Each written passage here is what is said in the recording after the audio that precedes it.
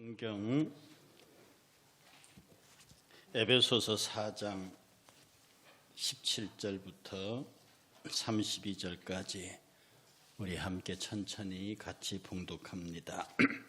에베소서 4장 17절부터 32절. 그러므로 내가 이것을 말하며 주 안에서 증언하노니 이제부터 너희는 이방인이 그 마음에 허망한 것으로 행함같이 행하지 말라. 그들의 총명이 어두워지고 그들 가운데 있는 무지함과 그들의 마음이 굳어짐으로 말미암아 하나님의 생명에서 떠나 있도다. 그들이 감각 없는 자가 되어 자신을 방탕에 방임하여 모든 더러운 것을 욕심으로 행하되 오직 너희는 그리스도를 그같이 배우지 아니하였느니라. 진리가 예수 안에 있는 것 같이 너희가 참으로 그에게서 듣고 또한 그 안에서 가르침을 받았을진데 너희는 유혹의 욕심을 따라 썩어져가는 구습을 따르는 옛사람을 벗어버리고 오직 너희의 심령이 새롭게 되어 하나님을 따라 의와 진리의 거룩함으로 지으심을 받은 새 사람을 입으라. 그런즉 거짓을 버리고 각각 그 이웃과 더불어 참된 것을 말하라. 이는 우리가 서로 지체가 됨이라. 분을 내어도 죄를 짓지 말며 해가 지도록 분을 품지 말고 마귀에게 틈을 주지 말라. 도둑질하는 자는 다시 도둑질하지 말고 돌이켜 가난한 자에게 구제할 수 있도록 자기 손으로 수고하여 선한 일을 하라. 무릇 더러운 말은 너희 입 밖에도 내지 말고 오직 덕을 세우는 데 소용되는 대로 선한 말을 하여 듣는 자들에게 은혜를 끼치게 하라. 하나님의 성령을 근심하게 하지 말라. 그 안에서 너희가 구원의 날까지 인치심을 받았느니라. 너희는 모든 악독과 노함과 분냄과 떠드는 것과 비방하는 것을 모든 악의와 함께 버리고 서로 친절하게 하며 불쌍히 여기며 서로 용서하기를 하나님이 그리스도 안에서 너희를 용서하심과 같이 하라. 아멘. 우리 주일 오전 예배 때 최재보 목사님과 더불어 참 좋은 시간을 보냈습니다. 하나님 앞에 감사하고요. 그리고 오늘 오후에는 우리 교회가 제가 오기 전에 막 개척한 예수향기 교회, 아까 잠깐 대화 나눴는데 거의 이제 운영하시는 시설도 정상 궤도에 자리를 잡았다고 그러고요. 성공적인 개척 모델을 보여준 우리 김민성 목사님에게 치하와 더불어 감사를 드립니다. 이렇게 앞으로 계속 우리가 힘을 모을 수 있으면 더 많은 개척을 하고 우리 김민성 목사야 우리 그리스도교회 안에서 소문난 열정파, 헌신적인 사람, 저보다 더 잘하시잖아요. 같이 오래 계셨다면서요. 헌신적이고 열정적인 젊은 하나님의 사람입니다. 오늘 말씀 가운데서 은혜 나누시고 설교 끝나 예배 마친 다음에 서로 격려하시고 서로 축복하셔서 우리 교회도 우리 목사님 설교대로 잘 되고 또 예수의 향기교회도 어르신을 섬기는 가운데 사역도 잘 성공적으로 교회로 만들어져 갈 수 있도록 우리가 시작한 교회니까 우리가 책임을 지고 꼭 더 큰 부흥을 이룰 수 있도록 함께 기도하는 은혜가 있기를 축복합니다. 우리 김민성 목사님 나오셔서 예수향기교회 담임 목사님이십니다. 수준, 자격이라는 제목입니다. 할렐루야.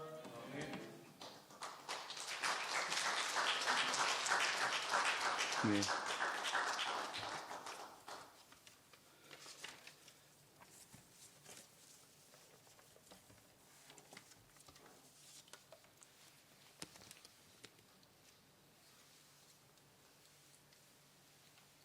잠깐 기도를 드리도록 하겠습니다. 사랑이 많으신 주님, 부족한 제가 이렇게 단위에 섰습니다. 떨리는 마음으로 섰습니다. 우리의 마음을 주장하시고 인도하여 주시어서 우리의 입술을 통하여서 나오는 모든 말씀이 주님께 영광 돌릴 수 있는 귀한 말씀 되게 하여 주시고 성령님께서 인도하시는 귀한 시간 되게 하여 주시어서 사람만 보고 내려가는 것이 아니라 주님을 바라볼 수 있는 영안의 눈이 열리게 하시고 또 우리 영안의 귀가 열리게 하여 주시어서 온전하신 하나님을 바라보고 들을 수 있는 은혜 시간 되게 하여 주시옵소서. 마치는 그 시간까지 주님께서 홀로 영광받아 주실 줄을 믿사오며 이 모든 말씀 사랑이 많으신 예수님의 이름으로 기도드립니다. 아멘. 4년 만에 서는 것 같아요. 4년 만에 여기 단위에 서는 것 같은데 잘해서 쓴 게 아니라 우리 임성택 목사님이 배려해 주시고 우리 성도님께서 배려해 주셔서 이렇게 서는 건 줄 믿습니다. 임성택 목사님은 저하고는 선배님 되시기도 하지만 제가 학부 때 철학을 가르치셨던 저에게는 은사이기도 합니다. 그 당시 때 얼마나 말씀을 잘 선포하시는지 그 모습을 보고 저도 비전을 품고 꿈을 가졌던 시기가 있었습니다. 저도 임성택 목사님처럼 저렇게 멋있게 한번 설교를 해서 많은 이들에게 하나님의 영광을 나타낼 수 있는 귀한 목회자가 되었으면 좋겠다라고 생각하고 비전을 품었던 때가 있습니다. 여러분들은 참 좋으시겠습니다. 그런 목사님과 함께 목회를 같이 할 수 있어서 여러분들은 정말 행복하리라 믿습니다.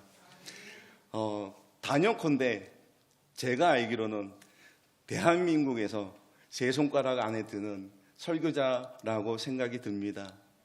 그런 목회자와 함께 우리 일산교회가 부흥하고 발전하는 그러한 교회가 되어져서 저뿐만이 아니라 제 두 번째의 교회를 개척시키고 세 번째의 교회를 개척시키고 아니 100개의 교회를 개척시킬 수 있는 그리스도의 교회의 장자교회가 되어졌으면 참 좋겠습니다. 그러한 꿈과 비전을 가지시고 여러분들 화이팅 하시기를 바랍니다.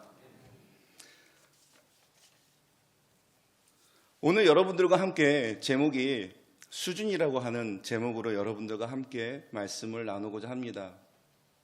과연 우리의 수준은 어느 정도 될까요?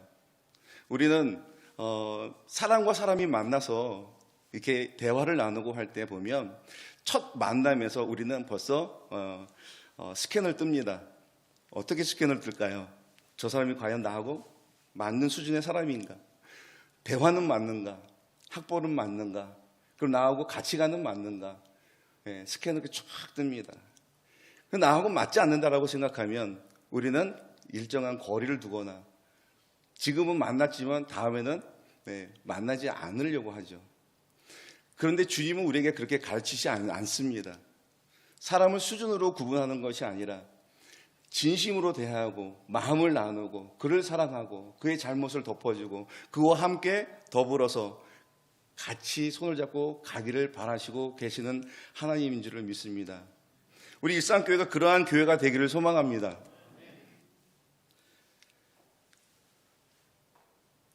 만약에 여러분들 버스를 타고 부산을 가야 돼요.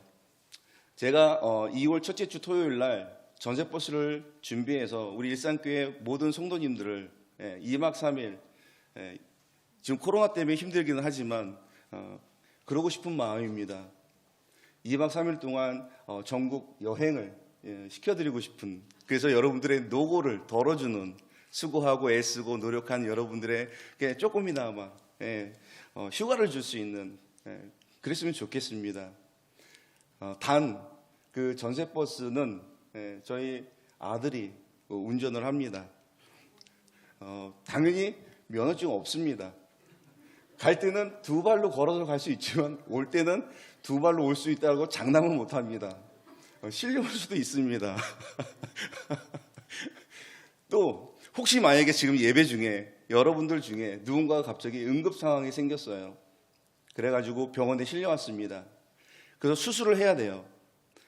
응급 상황이라 긴급하게 수술을 해야 되는데 의사가 접니다.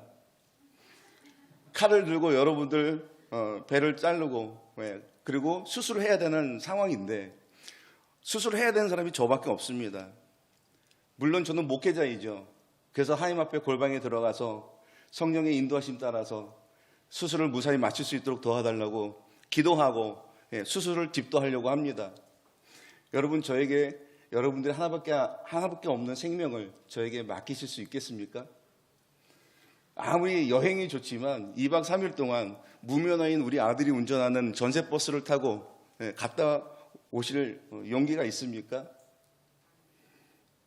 아마 선뜻 하나밖에 없는 이 귀중한 생명을 맡길 수 없을 거예요. 왜 그럴까요? 수준이 안 되는 거죠. 자격이 없는 거죠. 우리 아들은 운전을 할 줄 모릅니다. 이제 올해 19살 되는데 아직 운전면허증이 없어요. 저 또한 의사 자격증이 없습니다. 하물며 하나님의 그 귀중한 영혼을 하나님께서 아무에게 맡기시겠습니까? 그렇지 않습니다. 저와 여러분이 하나님 보시기에 그 적정한 수준이 돼야 하나님께서 천하보다 귀하고, 그래서 몸소 이 땅 가운데 오셔서 하나님께서, 예수님이 이 땅에 오셔서 저와 여러분들을 위하여 십자가에서 자신의 목숨을 내어놓으신 겁니다. 그만큼 소중한 영혼입니다. 그만큼 귀중한 영혼입니다. 그렇게 소중하고 귀중한 영혼을 아무에게나 함부로 맡기시겠습니까? 그렇지 않습니다. 그러므로 저와 여러분들이 적정한 수준, 하나님이 인정하시는 그 수준과 자격을 갖추시기 위하여 여러분들이 애쓰시고 노력하셔야 합니다. 말씀을 보도록 하겠습니다. 에베소서 4장 1절 말씀을 봅니다. 에베소서 4장 1절 말씀 봅니다. 함께 읽겠습니다. 시작. 그러므로 주 안에서 갇힌 내가 너희를 권하노니 너희가 부르심을 받은 일에 합당하게 행하여. 13절 말씀 봅니다. 우리가 다 하나님의 아들을 믿는 것과 아는 일에 하나가 되어 온전한 사람을 이루어 그리스도의 장성한 분량이 충만한 데까지 이르리니. 아멘. 하나님이 천하보다 귀하고 소중하게 여기는 그 영혼을 우리는 우리 안에 담아야 합니다. 그 우리 안에 담기 위해서 무엇이 있어야 되느냐? 첫 번째, 합당하게 행하고 온전한 사람을 이루어야 합니다.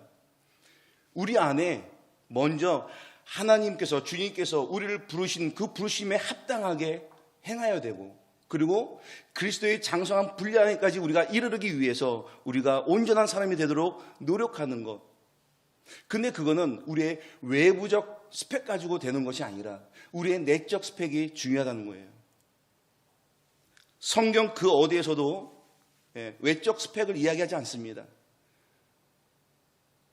공부를 얼마나 많이 했는지, 재산이 얼마나 많은지, 재능이 얼마나 많은지 성경은 그것을 따지지 않습니다. 오히려 강한 자를 택하셔서 부하게 만드시고 약한 자를 택하셔서 강하게 만드시는 것이 하나님의 방법입니다. 수준이 안 된다는 것은 자격이 없다는 것을 의미합니다. 우리가 성경을 백독을 하고 그리고 신앙생활을 10년을 하고 주일 예배, 새벽 예배 한 번도 빠지지 않고 다 출석을 합니다. 그런데 저 사람은 미워. 저 사람하고 신앙생활을 같이 하고 싶지 않아. 만약 그런다고 한다면 과연 그 신앙이 온전한 신앙이라고 볼 수 있겠는가 하는 겁니다. 아무리 신앙생활의 연륜이 길고 새벽 예배를 나오고 주일 예배를 한 번도 빠지지 않고 성경 통독을 100번을 한다 하더라도 그 안에 영혼을 사랑하는 마음이 없다면 과연 그 신앙이 반듯한 신앙이라고 우리가 말할 수 있겠는가 하는 것입니다. 그러면 바로 주님이 우리를 부르신 대로 그 부르심에 합당하게 우리가 지금 믿음 생활을 하고 있는가 하는 겁니다. 성경을 좀 모른다 하더라도, 말씀을 좀 모른다 하더라도, 새벽 예배를 좀 빠진다 하더라도 영혼 사랑하는 그 마음이 있다고 한다면 오히려 주님은 그 사람을 더 칭찬하지 않겠습니까? 강도 만난 우리 이야기 너무나 잘 알고 있습니다. 제사장이 강도 만난 사람 보고 그냥 지나칩니다. 레위인도 그 강도 만난 사람을 보고 그냥 지나칩니다. 그러나 이방인 사람이 그 강도 만난 사람을 어떻게 합니까? 도와주죠. 그리고 맨 마지막에 누가 너의 친구냐고 물어봅니다. 우리는 어느 편에 서 있습니까? 두 번째입니다.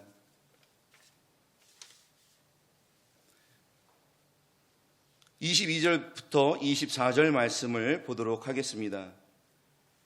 22절 말씀부터 24절 말씀까지 함께 보도록 하겠습니다.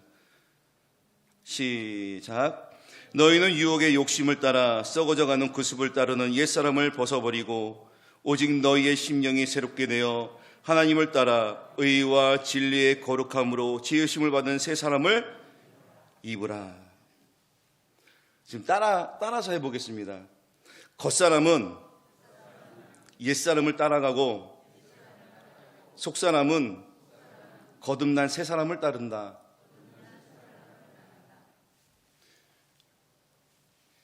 성경은 우리 겉을 중요하다고 생각하지 않습니다. 우리의 내면, 우리의 속사람을 중요하다고 이야기를 합니다. 겉으로는 번지르르하고 겉으로는 보기 좋지만 실상 속은 골아있는 수박이라고 한다면 여러분은 그 수박을 드실 수 있겠습니까? 겉으로 볼 때는 멀쩡합니다. 하지만 칼로 잘라서 먹으려고 봤더니 그 안이 골아서 냄새가 납니다. 그렇다고 한다면 우리는 그 수박을 과연 먹을 수 있겠는가 하는 것입니다. 성도의 삶이 그렇습니다. 우리는 매주마다 주일마다 나와서 하나님 앞에 거룩하게 예배를 드립니다. 그리고 말씀을 봅니다. 그런데 내 안에 그 영혼을 사랑하는 마음이 없어서 직장에서나 내가 거주하는 생활 속에서 다투거나 시기하거나 미워하거나 그런다고 한다면 과연 우리는 크리스찬이라고 말할 수 있는가 하는 것입니다. 나는 크리스찬이야, 나는 정말로 믿음이 좋아 라고 생각할지 모르지만 내 주변에 있는 사람이 나를 어떻게 인정해 주느냐가 더 중요합니다. 나는 믿음 생활 잘하고 말씀 생활 잘하고 봉사 생활 잘하고 헌금 생활 잘합니다. 그런데 내 주변에 있는 사람이 나를 어떻게 생각하고 있는가? 과연 그 사람도 나를, 아니 믿지 않는 사람이 나를 진정한 참된 크리스찬으로 인정하는가? 그게 더 중요합니다. 저는 그런 모습을 너무 많이 봤습니다. 직장 생활에서 사람을 뽑았어요. 공개 채용을 해가지고 사람을 뽑습니다. 근데 교회 직분자래요. 그래서 뽑아만 주면 열심히 최선을 다해서 하겠습니다. 그래서 뽑았어요. 근데 3일하고 안 나와요. 네. 그래서 제가 물어봤어요. 직원들에게 왜 안 나오느냐? 그랬더니 그 전날 어르신 목욕을 시켰대요. 이제 요양보호사로 이제 근무를 이제 하는데 저희는 이제 목욕이라고 해서 뭐 때를 밀고 이런 게 아니라 비누칠해서 샤워 정도의 목욕을 시킵니다. 이제 주간보호를 하다 보니까. 근데 그 전날 문자가 왔어요. 일을 계속 못할 것 같습니다. 그래서 제가 전화를 했어요. 무슨 일 때문에 그러느냐? 그랬더니 저거는 적성이 안 맞는 것 같아요. 그러더라고요. 그리고 내일부터 못 나갈 것 같습니다. 이러더라고요. 그래서 제가 직장에 가서 직원들에게 물어봤습니다. 그랬더니 목욕을 시켜서 힘들었나 보다고, 그리고 주방에서 일해서 힘들었나 보다고 그러시는 거예요.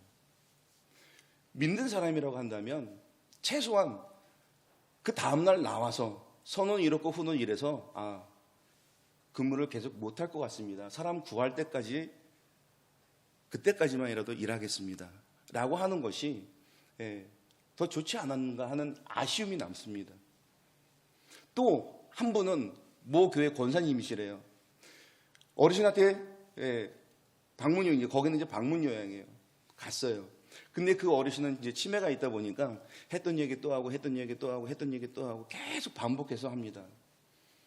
그랬더니 1시간 정도 계시다가 전화가 왔어요. 너무 머리가 아파가지고 이 어르신 못하겠다고. 그리고 3시간을 해야 하는데도 불구하고 1시간만 하고 나와버린 거예요. 만약에 그러다 그 빈 2시간 안에 만약에 무슨 일이 생기면 어떡합니까? 치매가 있어가지고 만약에 밖에 나가가지고 잃어버리거나 또는 넘어져가지고 낙상해가지고 어디에 골절이라도 입는다면 뭐 어떻게 합니까? 그럼 최소한 3시간을 맡아서 가서 하기로 했으면 그 3시간은 하셔야 되는 거 아닙니까? 아무리 힘들고 어렵다 하더라도 그 3시간을 하기로 약속했으면 그 3시간은 책임져야 되는 거 아니겠습니까? 너무 머리가 아프다고 전화가 왔어요. 못하겠다고. 그리고 뛰쳐나왔다.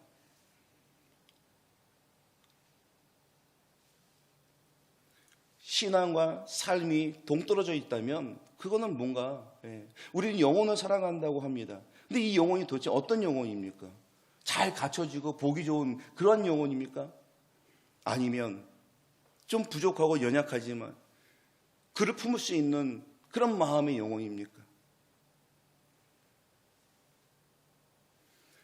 교회를 맨 처음에 개척하고 맨 처음에는 너무 좋았어요. 아, 나도 이제 단독 목회를 하는구나. 네. 제가 왜 이런 말씀을 드리냐면 오늘 여러분들에게 개척 보고 뭐 이렇게 해가지고 동영상을 준비를 했어요. 네. 그리고 오늘 5시에 임성택 목사님을 만나가지고 여기서 이제 저녁 식사하고 오늘 여러분들에게 말씀을 전하기로 이제 그렇게 되어 있었어요. 다 준비를 했는데 이제 마무리가 안 돼가지고 오늘 조금 늦을 것 같습니다. 그리고 그걸 다 준비해놓고 식탁 위에다 딱 올려놓고 그리고 가방만 들고 나왔어요. 그래서 오늘 임성택 목사님이 젊은 사람이 왜 그래 이러더라고요.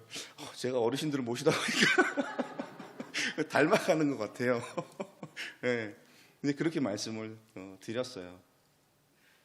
어르신들을 하고 이제 노인 쪽에서 한 15년 정도 이제 근무를 하다 보니까 이제 많이 이렇게 놓치는 것들이 이제 생기더라고요. 제가 맨 처음에 개척을 하면서 이제 준비하면서 일산교회에서 대주신 이제 선교 자금으로 교회를 개척을 했습니다. 처음엔 너무 좋았어요. 나도 이제 개척을 하는구나. 드디어 단독 목회를 하는구나. 그래서 열심히 거기에 있는 제가 막 열심히 막 청소도 하고 그리고 막 인테리어 작업도 하고 막 이런 모습이 있었는데 아쉽게 못 보여드려요. 열심히 막 아들하고 청소도 하고 인테리어도 하고 그런 모습이 담겨 있는데 여러분들에게 그런 실감나는 자신감 있는 그런 것을 못 보여드려서 정말 죄송합니다. 그런데 그 좋은 것은 잠시 잠깐이었어요. 잠시 잠깐. 그리고 많은 이제 산적한 문제들이 나오더라고요. 용도 변경을 해야 되는데 용도 변경이 안 돼가지고 용도 변경을 해야 시설 설치 허가가 나오는데 용도 변경이 안 되는 거예요. 한 4개월 걸려서 4개월 용도 변경만. 그래서 집세는 내야 되잖아요. 뭐 기다려주지 않잖아요. 관리비나 집세는 계속해서 내야 되고. 그래서 6개월 만에 용도 변경을 하고 그리고 시설 설치 허가를 하고 그리고 이제 오픈을 하게 됐습니다. 6개월 만에. 그러니까 6개월 동안은 계속 그냥 집세하고 관리비하고는 이제 계속 나가는 거였죠. 제가 여러분들에게 이런 말씀을 드리는 이유가 뭐냐면 하나님은 살아계십니다. 그 하나님을 여러분들이 믿었으면 좋겠다는 생각입니다. 왜냐하면 교회에서 5천만 원을 대주셨어요. 그래서 3천만 원은 보증금, 2천만 원은 인테리어. 근데 80평을 주간보호시설을 갖추기 위해서 2천만 원 가지고 여러분 시설을 한다는 게 얼토당토 안 한 거죠. 얼토당토. 80평이면 평균 그래도 좀 이 정도 괜찮다 하려면 한 100만 원은 가져야 돼요. 정말 좋다 한 130에서 150은 가져야 되고 아니면 기본 진짜 아주 기본 그러면 한 60, 한 70 뭐 이래야 돼요. 그럼 70만 원이라고 하더라도 80평이면 7, 8에 50면 한 5천 정도는 가져야 그래도 이렇게 되는 거죠. 그래도 좋았어요. 그래도 행복했고. 근데 힘들고 어려운 거, 이 광야 속으로 저를 이렇게 내모는 거. 그러면서 하나님의 섭리를 깨닫게 됐어요. 나를 이렇게 힘들게 하고 그리고 이 광야 속에서 정말로 뭐라고 할까요? 그 광야에 그냥 혼자 있는 것 같은 그런 기분. 어느 날 양세현 장로님이 찾아오셨어요. 네 분이. 근데 갑자기 그 아버지가 찾아온 것 같아요. 아버님이 찾아오신 것 같아가지고 마음속에 갑자기 뭐가 이렇게 물컹하더라고요. 예, 울컹해가지고 눈물이 확 흐르더라고요. 예. 그러면서 제가 너무 힘들다고 그렇게 말씀을 드렸어요. 그리고 또 위로를 받고 저를 위해서 또 기도해 주시고, 물론 여러분들도 기도를 많이 해주셨죠. 그러면서 저는 한 문제가 생겼을 때마다 그 문제를, 지금 제가 짧은 시간 안에 이 많은 간증을 하기가 너무 시간이 부족하다는 생각은 들어요. 근데 제가 그렇게 하면서 하나님께서 순간순간 도와주는 일꾼을 보내주시고, 거기에는 그 동영상에는 아들하고 둘이서 우통 벗고 청소하는 장면도 있어요. 그때가 8월 초예요. 한참 더울 때. 에어컨이 없었어요. 근데 일산교회 모 권사님이 또 찾아오셔가지고 에어컨 설치비 지원해 주시고, 그러면서 그 순간순간마다 주님이 인도하시고, 제가 이뻐서 했겠어요? 하나님이 그 마음을 주장하시고 인도하시고 감동 주셨으니까는 찾아오셨겠죠. 그렇게 하면서 제가 복음에 빚진 것이 무엇인가를 깨닫게 됐어요. 그래서 목사님이 저녁 예배 설교 좀 하라고 이렇게 부탁을 하시더라고요. 제가 단독 목회를 하면서 하나님하고 약속한 게 있어요. 약속한 게. 그 약속한 것 중에 하나가 외부에 나가서 설교하지 않는다.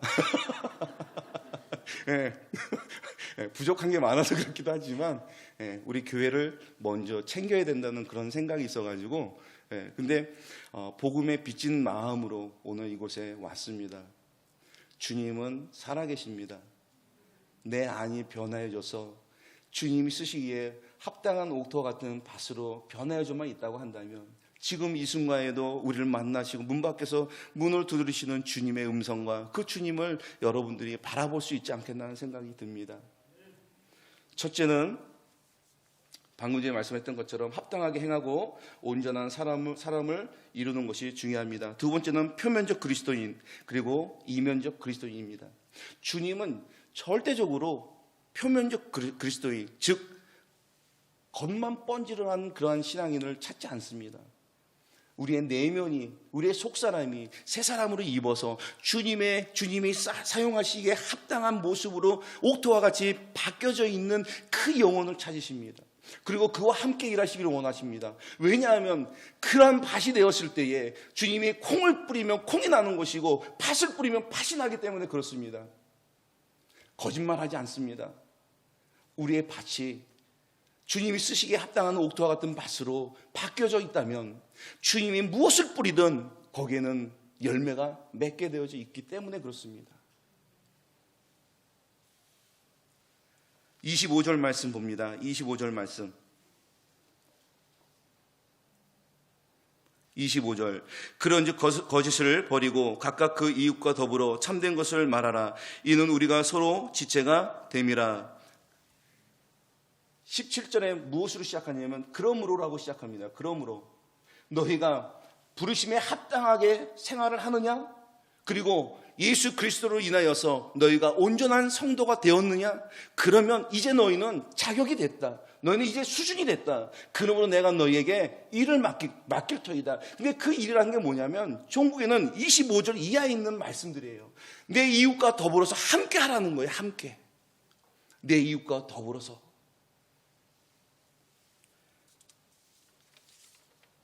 겉사람은 척을 잘합니다. 배고파도 배부른 척. 안 좋아도 좋은 척. 그러나 주님은 그것을 원치 않으십니다. 더불어 같이 하기를 원하십니다. 여러분, 진정한 수준이 무엇인지 아십니까? 저 사람 꼴 보기 싫어. 나하고는 안 맞아. 회의만 했다면 부닥쳐. 그런데 진정한 실력은 손을 내밀고 그와 함께 더불어서 나아갈 수 있는 게 진정한 실력입니다.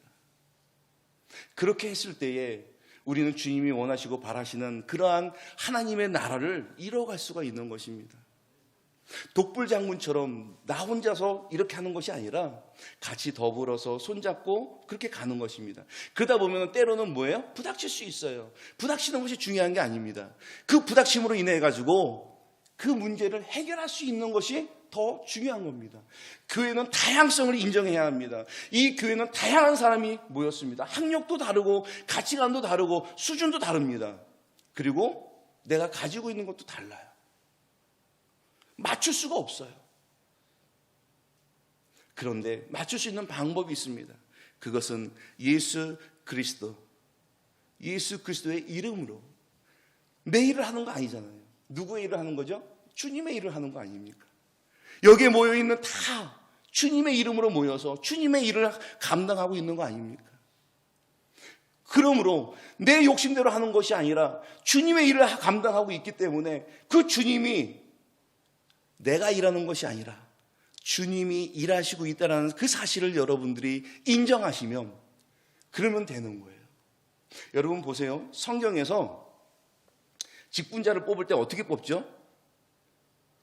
회의를 해가지고 저 사람은 무슨 대학 나오고 저 사람은 가진 게 있고 저 사람은 가치가 이렇게 선정을 하나요? 아니면 어떻게 선정을 하나요? 제비뽑기로 하죠. 제비뽑기로 해요. 네. 오늘날 우리가 가지고 있는 생각 가지고는 도저히 이해할 수 없는 겁니다.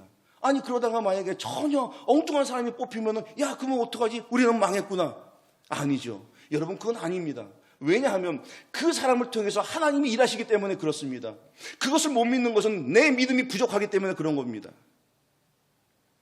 누가 직분을 맡던 하나님이 그를 통하여 일하십니다. 하나님의 손에 붙잡힌 바 되어지면 그는 위대하게 사용되어집니다. 그것을 여러분들이 믿으실 때 역사는 그때 비로소 일어나기 시작하는 것입니다. 제가 여러분들에게 자신 있게 이야기할 수 있는 것은 내 삶 속에서 하나님께서 역사하신 것들을 경험했기 때문에 말씀드릴 수 있는 겁니다. 여러분 거짓말이 아닙니다. 주간보호를 시설을 하시는 분들에게 찾아가서 5천만 원 가지고 시설을 해가지고 지금 안전계도에 들어가고 있어요. 이렇게 할 수 있다는 것은 저는 주님의 은혜가 아니면 이건 있을 수가 없는 얘기예요.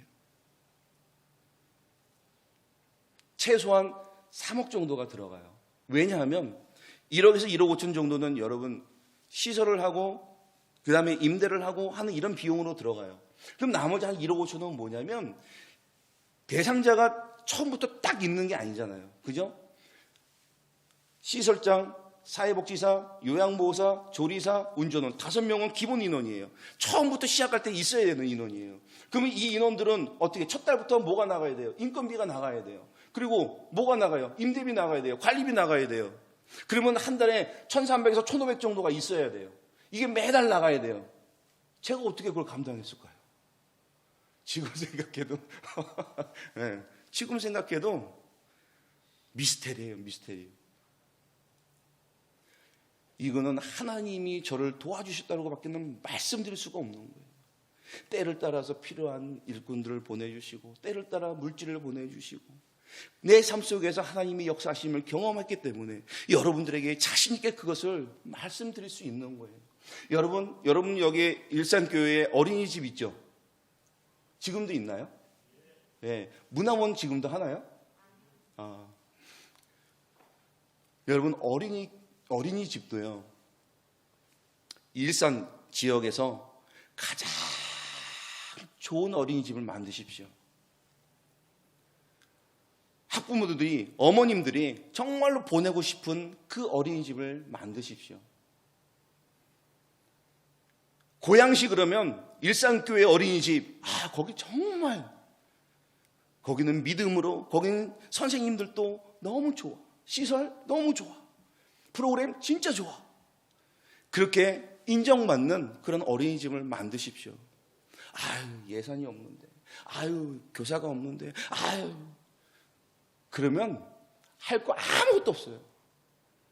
저를 보세요. 저를 아무것도 없지만 그럼에도 불구하고 하나님이 도와주시니 하나님이 역사하시니까 되는 거예요. 그것을 믿으시길 바랍니다. 제가 열심히 준비하고 PPT 준비하고 왔지만 아까 임성택 목사님이 이런 말씀을 하시더라고요. 그거 없이 하라고. 제 간증을 여러분들이 믿으시길 소망합니다.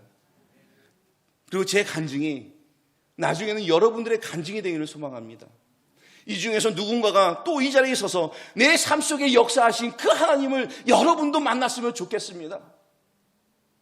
내가 힘들고 지쳐 낭망하고 있을 때에 주님이 나를 만나주시고 나를 위로해 주시고 그리고 부활의 그 신앙을 맛보게 해주셨습니다. 그 신앙을 여러분들이 동일하게 받았으면 좋겠습니다. 저는요, 일산교회 15년 동안 섬기면서 꿈속에 여기에 가득 차는 것을 봤어요. 언젠가는 이루어지리라 믿습니다. 그래서 정말로 일산교회가 그리스도의 교회의 장자 같은 그런 역할을 감당할 수 있는 교회가 되어져서 그리스도의 교회를 앞에서 이끌어갈 수 있는 그런 교회가 되기를 소망합니다. 그리고 정말로 한국 땅, 아니 세계에서 그리스도의 교회, 그리고 일산 그리스도의 교회가 정말로 모델이 될 수 있는 그러한 교회가 되기를 소망합니다. 영혼을 사랑하고 그리고 사랑이 넘치고 부족하지만 서로가 함께 손잡고 무엇인가를 이루고자 애쓰는 그 모습들이 하나님 보시기에 힘이 주었더라고 인정받을 수 있는 교회. 그래서 그 어떤 교회를 찾아보아도 일산교회만큼은 정말로 행복하고 사랑이 넘치고 그냥 눈빛만 봐도 무엇인가 그냥 애정이 뚝뚝뚝뚝 떨어지는 그러한 교회가 되어지기를 소망합니다.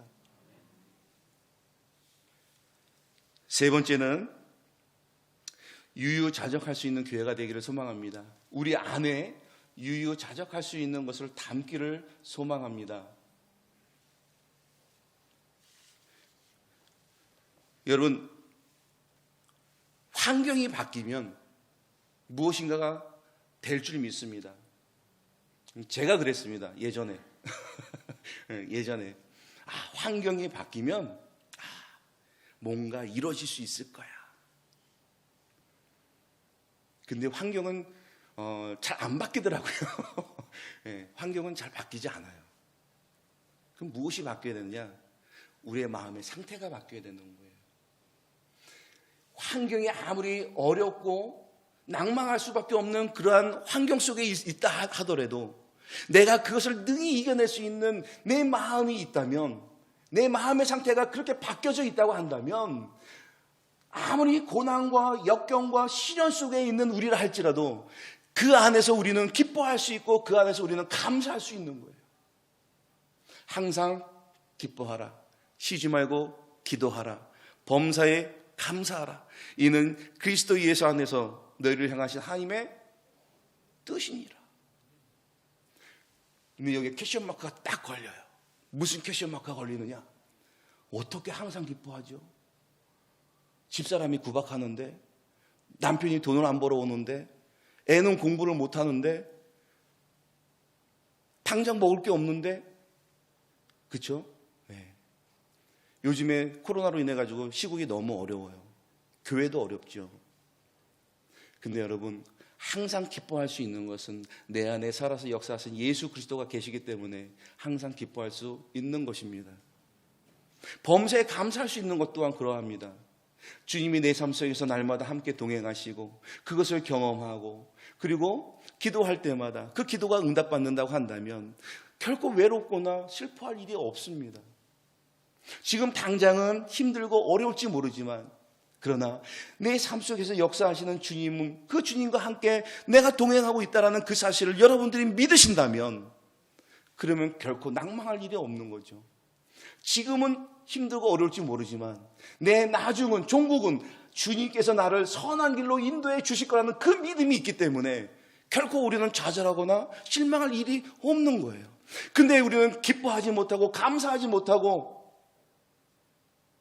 날마다 시련과 좌절 속에 머물러 있을 수밖에 없는 것은 그 믿음이 없기 때문에 그래요.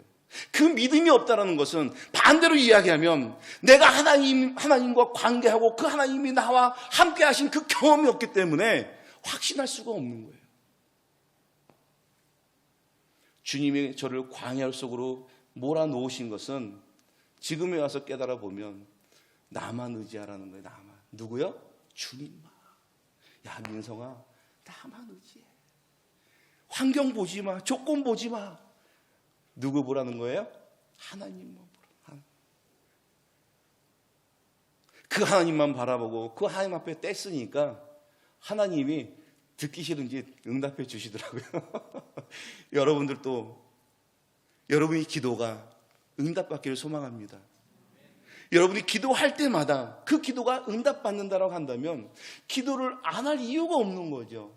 네. 쉬지 않고 기도하라는 그 주님의 말씀이 맞다라는 생각을 안 할 수가 없는 거죠. 왜? 내가 기도하면 기도하는 족족 하나님께서 응답해 주시는데 내가 쉬지 않고 기도한다는 그건 말이 안 되는 거죠. 기도를 내가 쉬어? 아유, 안 되는 거죠.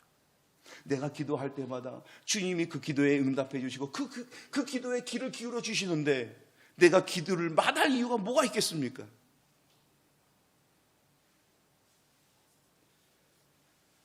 여러분, 유유자적하기를 바랍니다. 여러분, 마태복음 8장에 보면 갈릴리 호수가 범람하고 요동치는 그 배 위에 있는 제자들의 모습을 보게 됩니다. 배가 침몰할 위기에 풍랑이 일어가지고 배가 침몰할 위기에 놓여 있을 때에 제자들은 어떻게 합니까?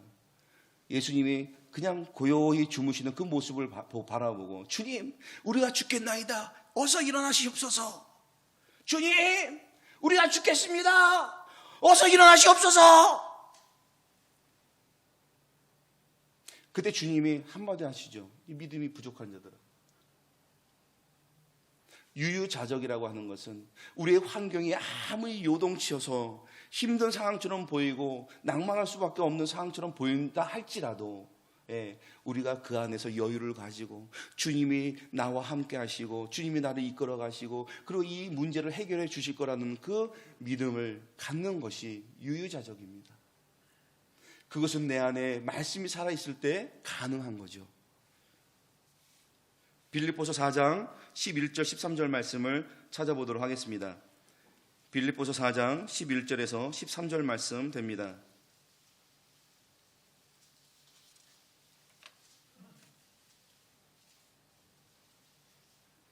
빌립보서 4장 11절부터 13절 말씀 함께 읽겠습니다. 시작. 내가 궁핍함으로 말하는 것이 아니라 어떠한 형편이든지 나는 자족하기를 배웠노니 나는 비천에 처할 줄도 알고 풍부에 처할 줄도 알아. 모든 일 곧 배부름과 배고픔과 풍부와 궁핍에도 처할 줄 아는 일체의 비결을 배웠노라. 내게 능력 주신 자 안에서 내가 모든 것을 할 수 있느니라. 아멘. 이게 유유자적이에요. 사도 바울은 그 유유자적을 알고 있어요. 내가 궁핍함으로 말하는 것이 아니라 어떤 형편이든지 나는 자족하기를 배웠노니 나는 비천에 처할 줄도 알고 풍부에 처할 줄도 알아. 모든 일 곧 배부름과 배고픔과 풍부와 궁핍에 처할 줄도 아는 일체의 비결을 배웠노라. 내가 아무리 힘들고 어려운 환경 속에 나 혼자 있는 것처럼 놓여져 있는 것처럼 보인다 하더라도 그 안에서 여러분 내 안에 살아서 역사하시는 주님의 그 믿음이 확고하다면 우리는 요동치거나 흔들릴 이유가 전혀 없습니다. 그 안에서 여유를 가지시고 주님이 나를 선한 길로 인도하실 것을 기대하시고 그리고 나중에 내가 어떻게 주님이 사용하시고 내가 주님이 바라시는 대로 어떠한 모습으로 변해질 것인가를 기대하시는 그러한 믿음을 소유하기를 소망합니다. 네 번째는 마지막입니다. 겉사람이 아닌 속사람이 변해져서 표면적 그리스도인이 아닌 이면적 그리스도인, 그래서 이면적 그리스도인이 되었을 때에 주님이 우리를 수준 있는 성도라고 인정하시는데 그 마지막 네 번째는 바로 영적 감수성입니다. 19절 말씀을 보도록 하겠습니다. 19절 말씀 봅니다. 시작. 그들이 감각 없는 자가 되어 자신을 방탕에 방임하여 모든 더러운 것을 욕심으로 행하되 그들이 무엇 없는 감각 없는 자가 되어 감수성이라는 게 무엇이냐면 외부로부터의 자극이 있어요. 외부로부터의 자극이 있는데 그것을 내가 받아들이는 정도를 이야기하는 거예요. 감수성이 예민한 사람은 외부로부터의 조그만 자극에도 민감하게 반응을 하죠. 근데 감수성이 떨어지는 사람은 아무리 이야기해줘도 몰라요. 그 대표적인 게 남편들이 그렇습니다. 말하지 않아도 알아요. 이래야 되는데 꼭 말을 해줘야 알아요. 네. 선은 이렇고 후는 이렇게 말을 해줘야. 네. 남편이 그런 것이 아니라 남자가 그렇습니다. 남자는 텔레비를 보고 있으면 옆에서 뭐예요? 뭐라고 해도 잘 못 들어요. 그러나 여자들은 뭐해요? 애 보면서 전화하면서 뭐 가사 일도 할 수 있어요. 근데 남자는 그게 안 돼요. 뭐에 집중하게 되면 다른 거는 들어오지를 않아요. 감수성이 그렇습니다. 어떻게 보면 여자분들이 남자분보다 감수성이 좋은 거죠. 감수성이 좋은 분들은 예를 들면 요 휴지가 떨어져 있어요. 근데 어떤 분들은 그냥 지나쳐요. 감수성이 떨어진 분들은 그래요. 근데 감수성이 예민한 분들은 어때요? 뭔가 이렇게 떨어져 있으면 그걸 보고 못 견뎌요. 책상 줄이 있습니다. 딱 저기 하나 딱 삐져나왔어요. 감수성이 뛰어난 사람은 뭐예요? 가서 맞춰야 돼. 근데 감수성이 떨어지면은 좋죠. 어떻게 보면 감수성이 예민한 사람하고 같이 있으면은 피곤할 수 있어요. 하지만 제가 여러분들에게 말씀드리고 싶은 것은 영적 감수성이에요. 영적 감수성이 여러분들이 뛰어나고 예민하셔야 되는 이유는 뭐냐면 나의 신앙의 상태를 점검할 수 있기 때문에 그렇습니다. 내가 지금 나의 신앙이 어디에 있는지, 지금 어디로 가고 있는지 그것을 여러분 확인할 수 있기 때문에 그렇습니다. 내가 지금 내 영혼이 병들어 가고 있는데 그것을 모르고 있다고 한다면 종국에는 뭐예요? 저는 그런 것을 너무 많이 봤습니다. 내가 시험에 들면요, 교회를 떠나요. 내가 만약에 영적으로 감수성이 예민한 상태에 있다고 한다면 내가 지금 문제가 있구나. 내가 지금 신앙적으로 문제가 있구나. 그렇다고 한다면 먼저 주님 앞에 무릎 꿇고 기도하겠죠. 주님, 내 마음속에 이런 마음을 품지 않게 도와주시옵소서. 사단이 나를 넘어뜨리려고 합니다. 주님과의 관계를 끊으려고 합니다. 주님, 나를 지켜주시옵소서. 내 신앙을 지켜주시옵소서. 내 믿음을 지켜주시옵소서. 그래서 교회를 사랑하게 하여 주시고 천하보다 귀하게 여기시는 그 영혼을 사랑할 수 있는 마음을 다시 한번 나에게 회복시켜 주시옵소서. 나의 영적인 감수성이 예민하다면 먼저 주님 앞에 무릎 꿇고 기도하지 않겠습니까? 그러나 내가 영적으로 그 감수성이 떨어진다고 한다면 내가 병들어가고 있어서 내가 지금 누구를 시기하고 질투하고 미워하고 있음에도 불구하고 그것이 당연한 것처럼 여기고 그리고 내 잘못이 아니라 교회의 잘못이고 저 사람 잘못이라고 인정해버리는 그런 나의 모습을 바라보지 않겠습니까?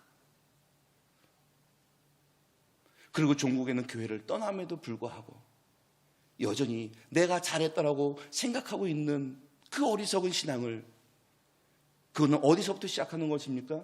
바로 영적인 감수성이 떨어지기 때문에 그렇습니다.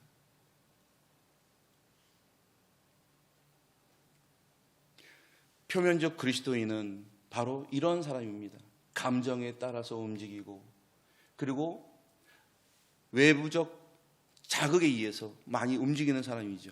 그러나 이면적 그리스도인은 바로 내면이 든든하게 세워져 있는 사람을 이야기합니다. 저와 여러분이 이러한 성도가 되기를 소망합니다. 결론입니다.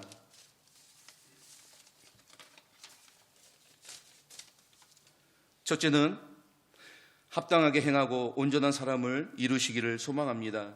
두 번째는 표면적 그리스도인이 아니라 이면적 그리스도인이 되기를 소망합니다. 그리고 우리의 마음을 상황이 아무리 요동친다 할지라도 내 마음이 단단히 다져져서 그 어떤 시련과 역경이 다가온다 할지라도 그것을 기쁘게 받아들일 수 있는 유유자적할 수 있는 신앙을 소유하기를 소망합니다. 네 번째는 내 영적인 상태가 어떠한가를 점검할 수 있는 영적 감수성이 뛰어나신 여러분이 되기를 소망합니다. 이렇게 되어졌을 때에 주님은 우리를 수준 있는 성도로 인정하시고 자격 있다 인정하시고 하나님께서 그렇게 소중하게 여기시는 영혼을 우리에게 맡기시는데 어떠한 역사가 일어나느냐? 바로 그 관계 속에서 위로와 격려가 일어납니다. 치료가 일어나는 거죠.